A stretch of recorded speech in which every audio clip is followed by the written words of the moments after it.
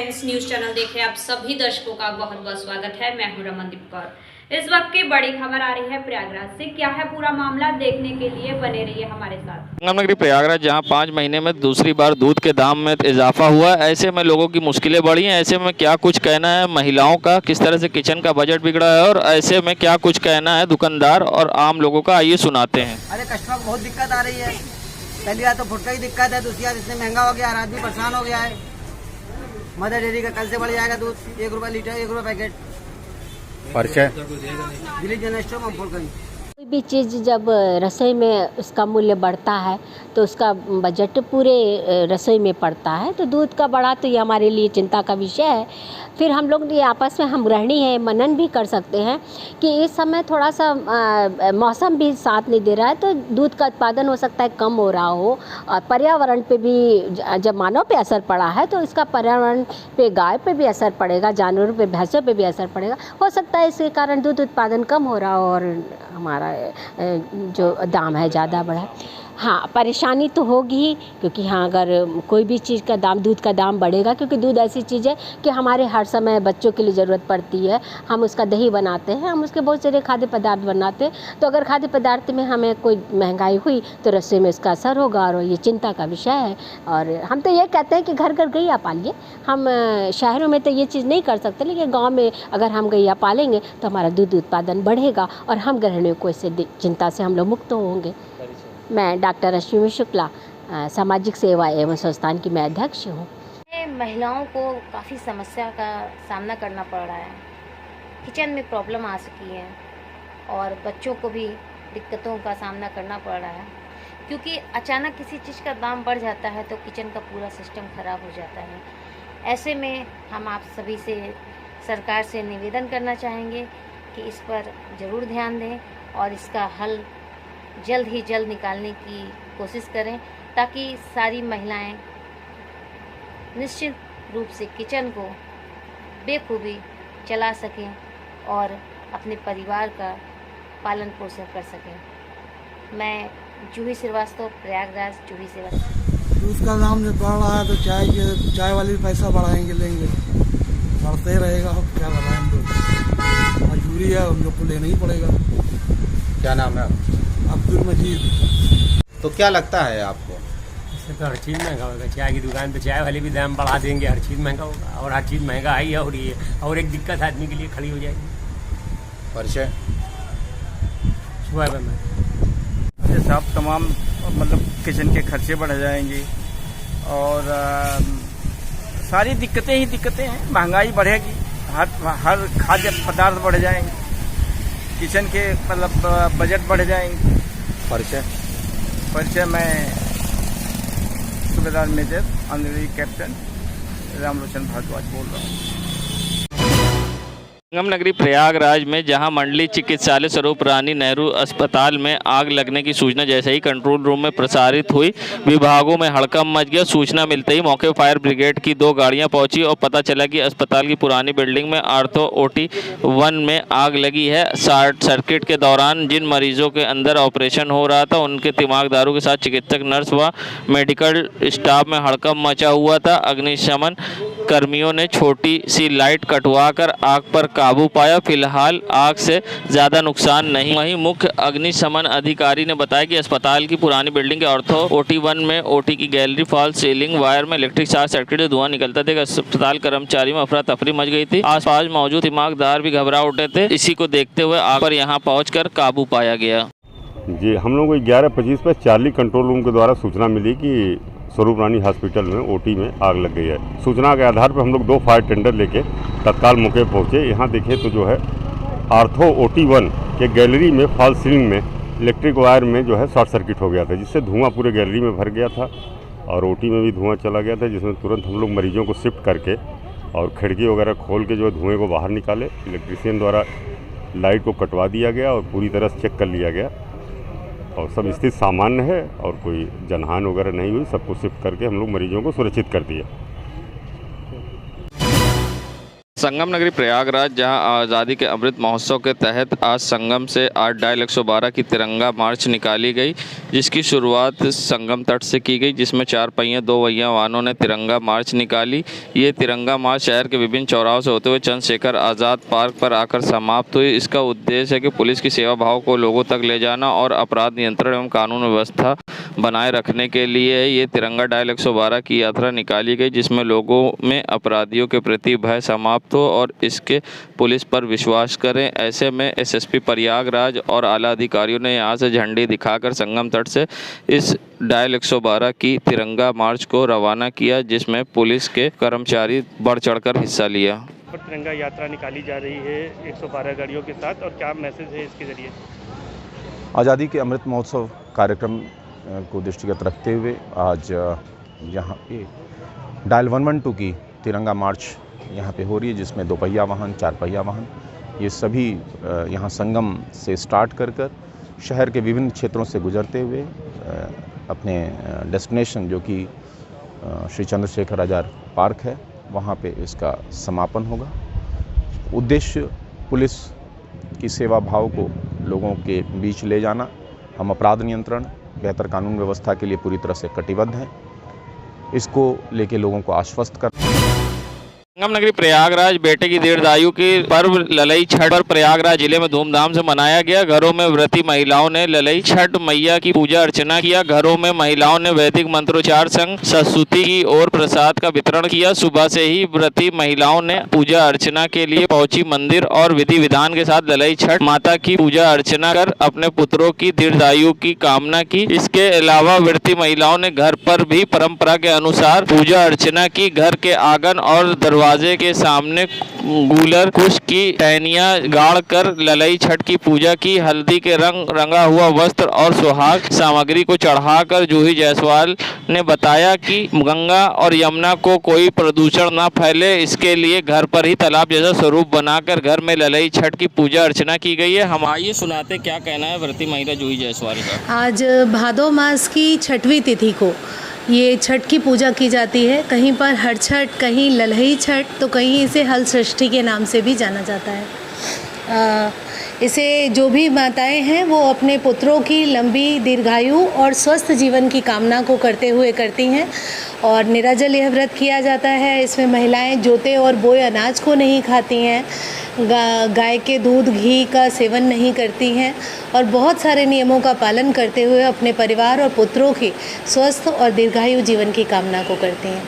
लोग नदी किनारे जाते हैं, आज आपने घर में ही सारी पूजा करी, क्या इसका मतलब?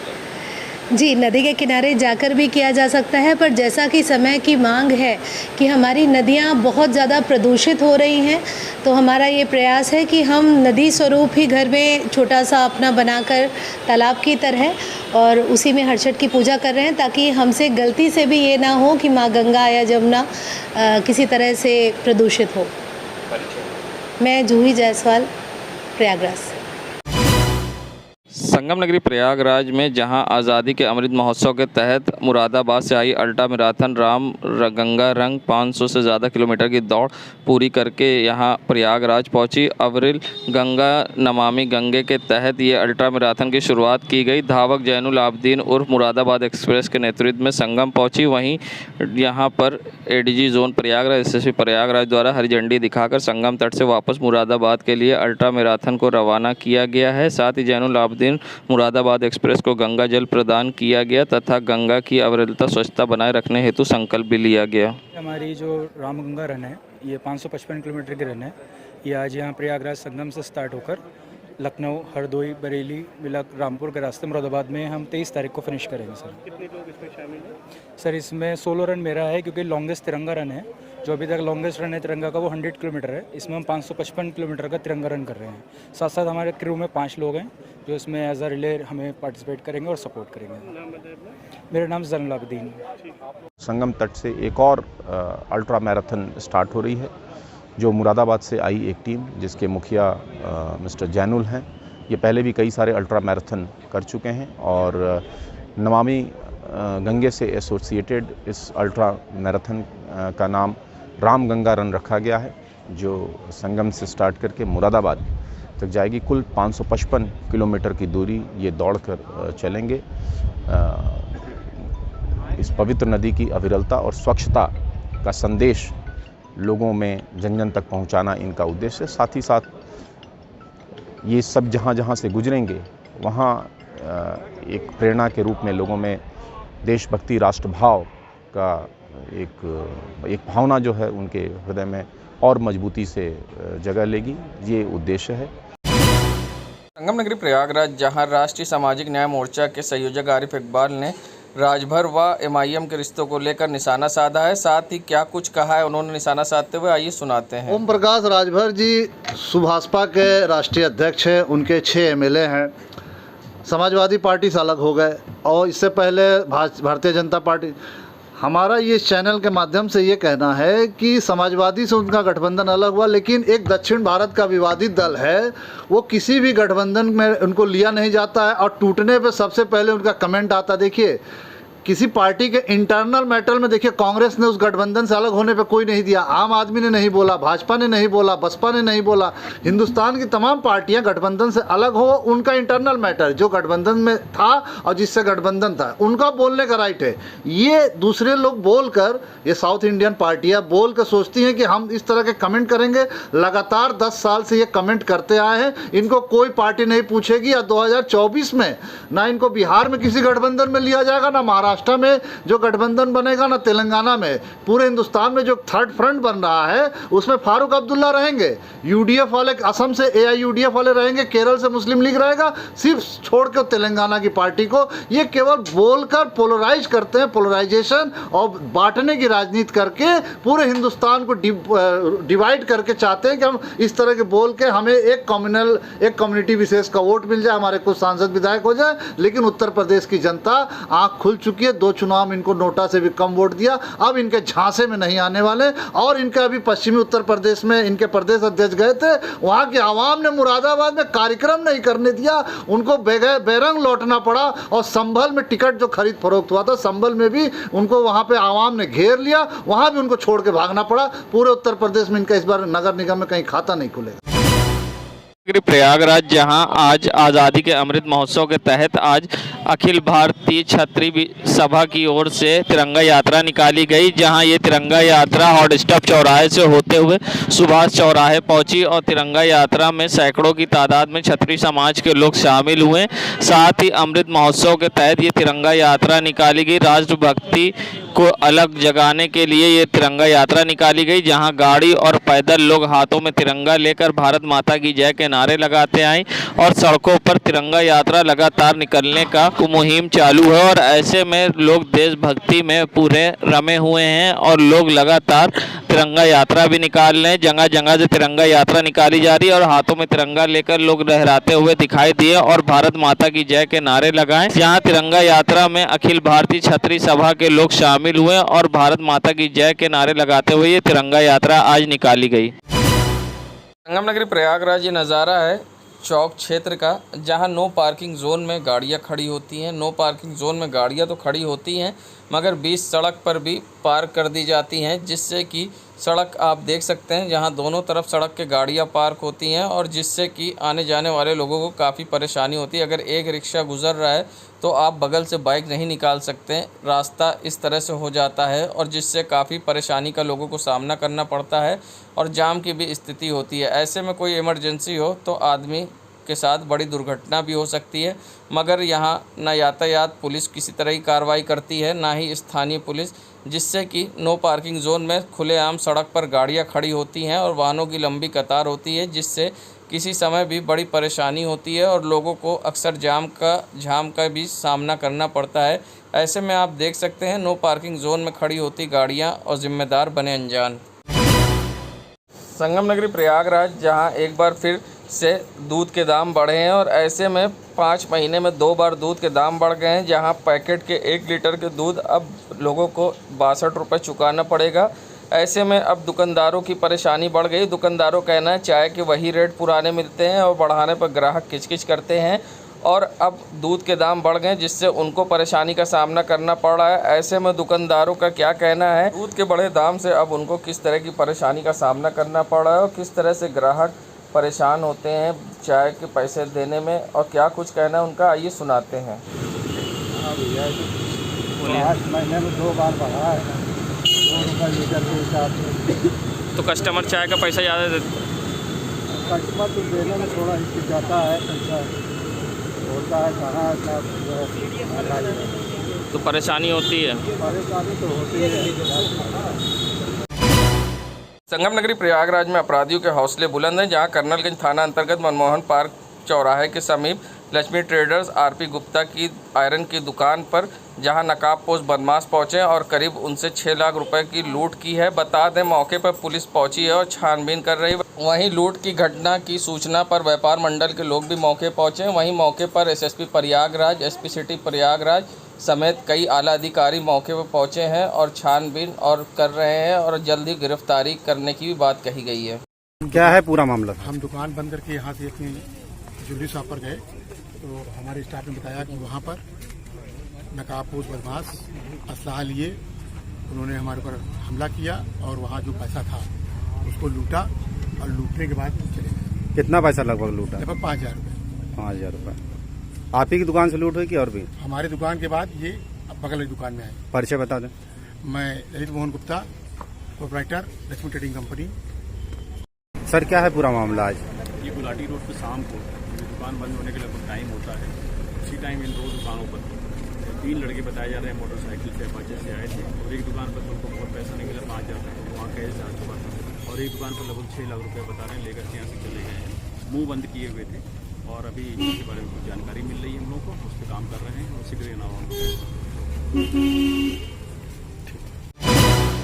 संगम नगरी प्रयागराज जहां आज़ादी के अमृत महोत्सव के सप्ताह के समापन के मौके पर आज जहां वरिष्ठ पत्रकार वीरेंद्र पाठक आज पुलिस लाइन में कार्यक्रम में शामिल हुए और शहीदों के बारे में उन्होंने जानकारी देते हुए कई बातें बताई और इस मौके पर राष्ट्रीय गीत का गायन का भी आयोजन हुआ, जिसमें पुलिस के आला अधिकारी मौजूद हुए। यहाँ बता दें, ADG zone Prayagraj, IG range Prayagraj, SSP Prayagraj भी मौजूद थे, जहाँ और अन्य आईपीएस व पीपीएस अधिकारी भी मौजूद थे और सभी ने राष्ट्रीय गान में हिस्सा लिया और सभी ने तिरंगा लेकर राष्ट्रीय गान गाया। जो मानवता का विकास हुआ है, कि जो चीजें छत के ऊपर आई,